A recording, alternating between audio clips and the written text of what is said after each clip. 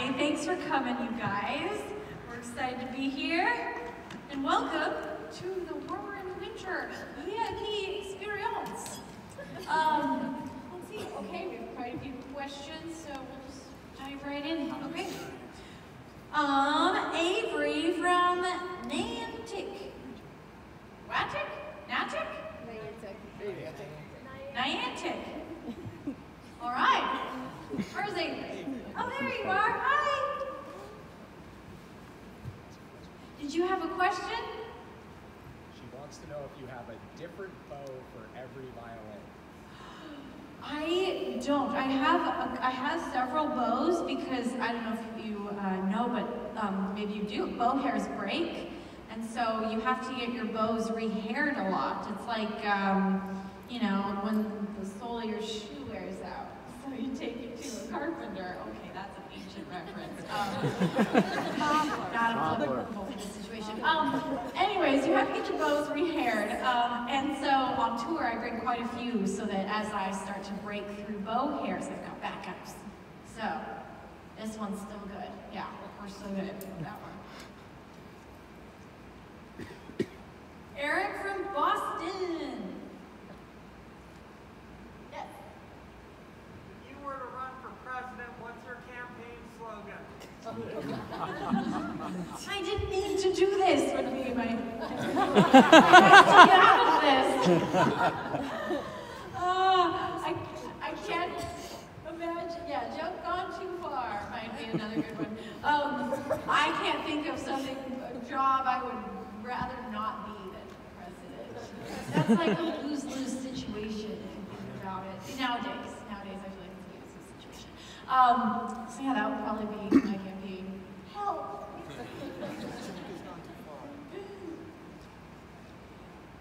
Sherry from Long Island. That's me? Yes. I do a lot of things with like drum and bugle corps and indoor color guard, and anytime I listen to your music, I automatically write shows in my head. Ooh. So when you're composing and figuring out a song, do you have a picture, or what do you do?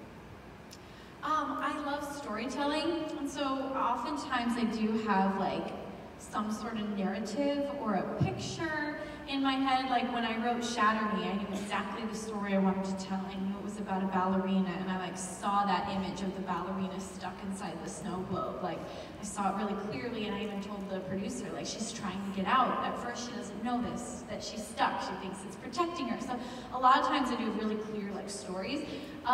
And then sometimes when I'm writing based more just off of an emotion, I still want there to be like a story, like a musical story. I want it to have a beginning, a middle, and an end, and like that same kind of an arc. And I think it all comes from the fact that I love, you know, I love telling stories.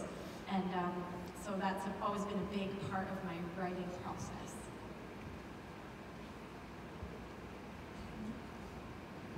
Madison from Connecticut.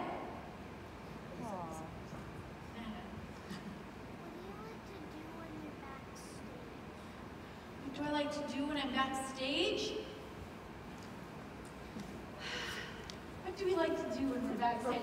What were you doing all day? You know what? I quite enjoy like crafting. Like I really like doing crafty things, and so like sometimes I will do like online scrapbooking when I have a little bit of spare time. 'Cause I love scrapbooking.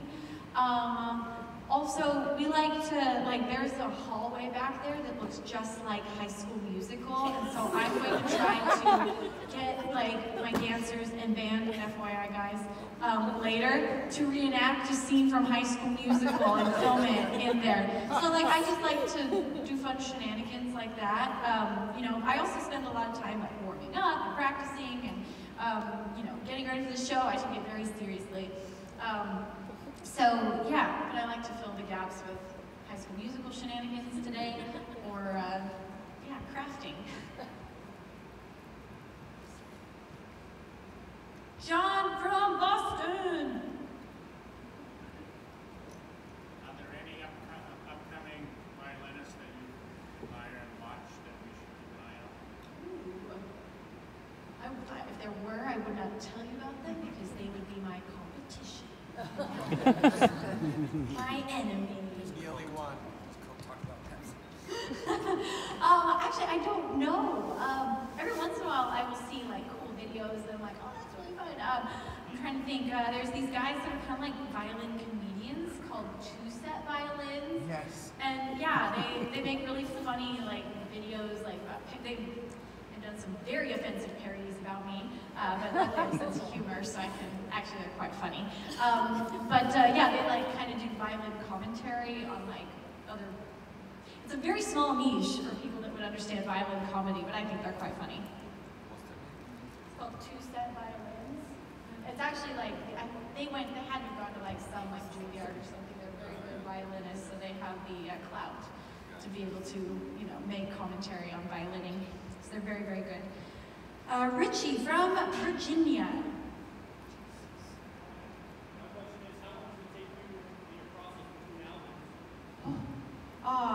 I mean, I would say usually it takes me about a year from starting an album to releasing it. That's kind of the amount of time I usually take, and that includes like writing a bunch of bad music, finally finding my sound, then spending a while writing tons of songs in that sound once I found it, and then the process of mixing, mastering, getting it ready, artwork, to releasing it. It usually takes me about a year.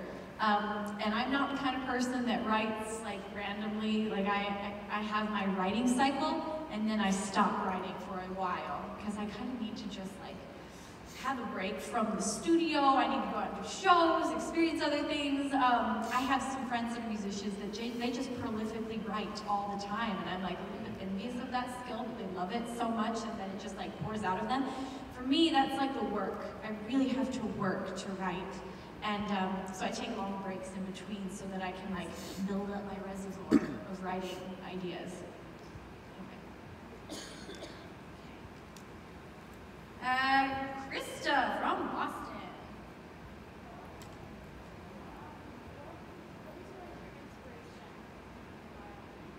What was my inspiration for playing the violin?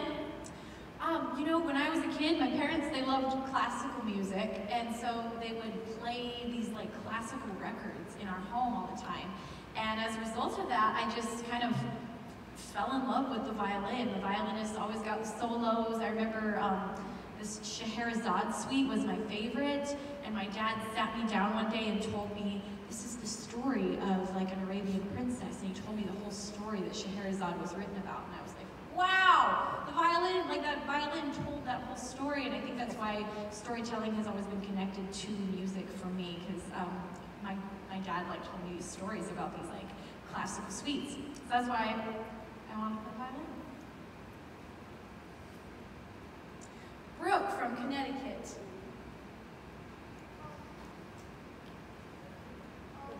What inspired you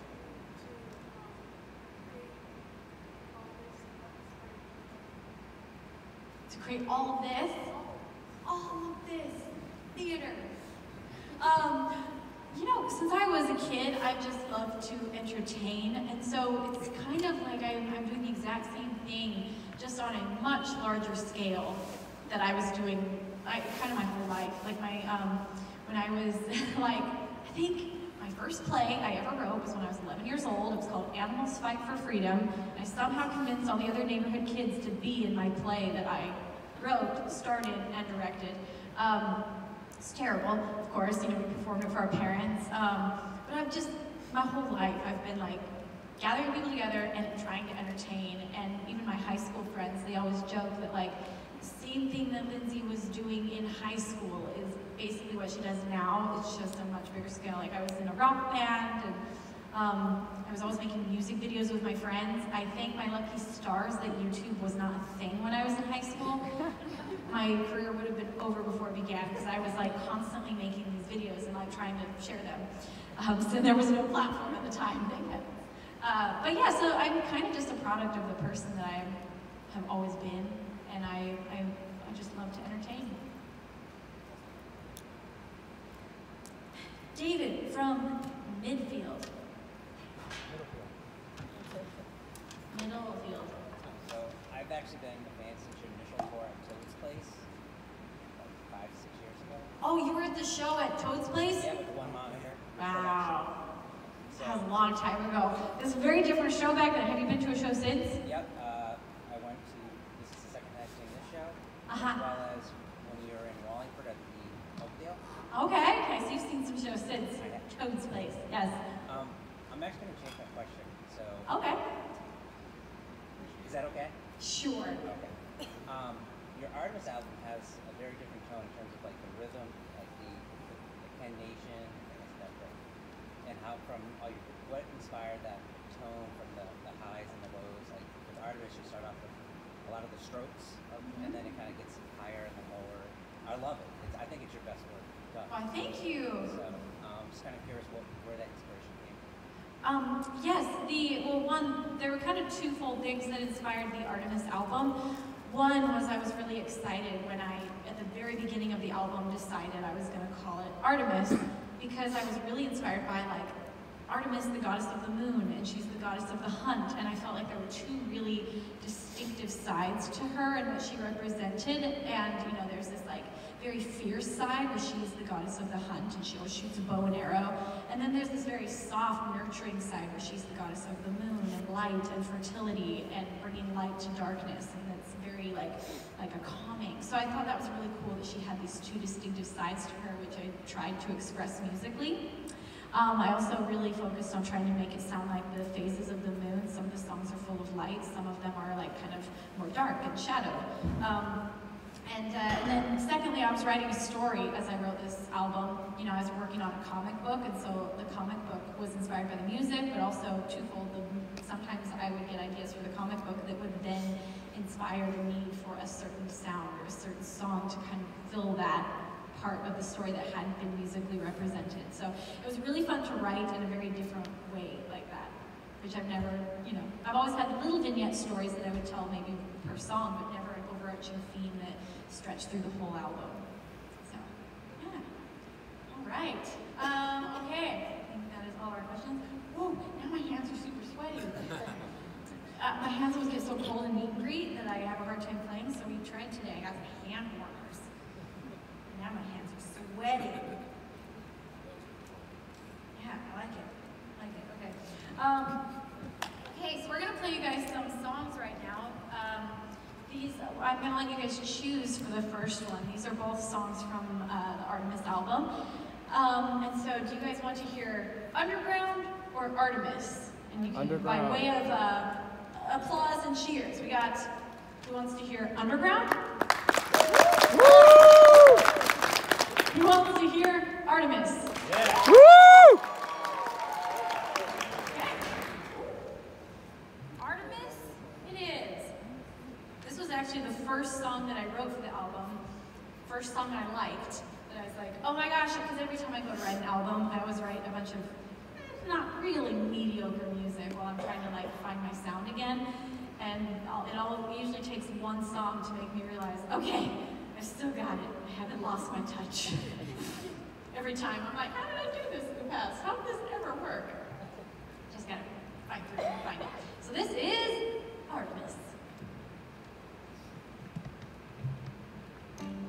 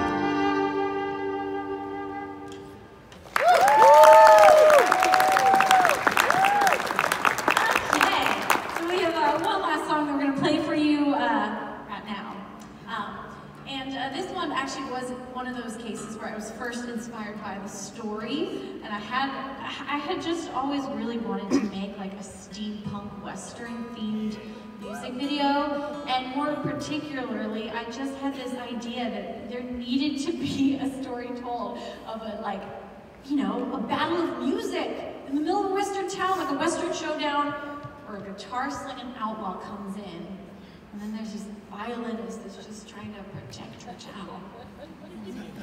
Yeah, I think I nailed it. I think I really nailed it. It's one of my favorite music videos I've ever made. So here we go. This is Round Table and I Go.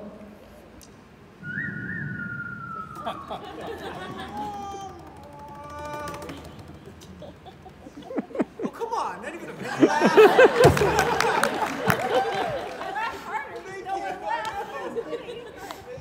You get this awkward sense of like understanding and humor when you've been friends this long, and I get it. like I get you. Yeah, you got me. I get you. I think you're funny. And I get you. Thank you. And Drew laughs at all my jokes. For better or for worse. Yeah, it gives me like this unnecessary confidence about my quality of humor. You like to laugh. Yeah, I like to laugh. All right, Kid's let's actually funny. That's why he's not saying anything right now. She's so dry. He's like, this is so bad. I'm not gonna participate in this. Below his level of intelligence. Okay, here we go. This is round table right. Here we go. All right. 1, 2, 3, 4.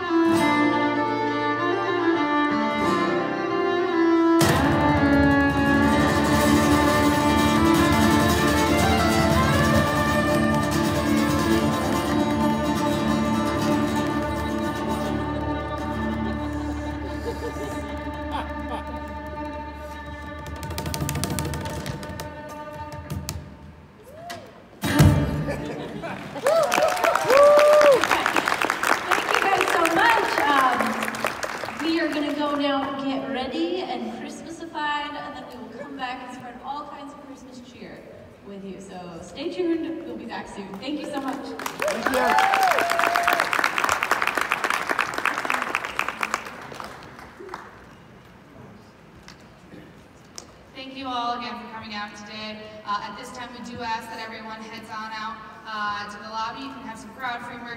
shopping. There's still a little bit of time before doors open. Thank you all for coming, and we hope to see you again next time.